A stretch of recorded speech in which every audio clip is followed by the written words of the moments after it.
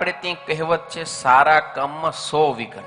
આપણે કંઈ પણ સારું કામ કરવા જઈએ ને એટલે એની અંદર વિઘ્ન આવે. તો હવે આપણે જે કંઈ કાર્યનો પ્રારંભ કર્યો છે એને જો નિર્વિઘ્ન સમાપ્ત કરવાની ઈચ્છા હોય તો નિર્વિઘ્ન પરિસમાપ્ત્યર્થમ મંગલાચરણમ.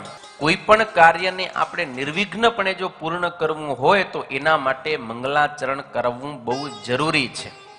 વળી કહેવાયું છે, સમાપ્તિ કામો મંગલમ આચરેત. આપણે એ કાર્યને પૂર્ણ કરવું હોય, અધવચ્ચે અટકાવવું ન હોય, પૂર્ણ કરવું છે તો પણ આપણે મંગલાચરણ અવશ્ય કરવું જોઈએ. એ પછી ગમે હોય, કાંઈ પણ અનુષ્ઠાન આપણે કરીએ, યજ્ઞ કરીએ, કોઈ ગ્રંથનું લેખન કાર્ય કરીએ કે એ ગ્રંથની કથા કરીએ, કોઈ પણ પ્રકારનું આપણે કર્મ ક્રિયા કરીએ ત્યારે જો એને આપણે નિર્વિઘ્નપણે સમાપ્તિ સુધી પહોંચાડવું હોય તો મંગલાચરણ અવશ્ય કરવું જોઈએ ને કરવું જોઈએ.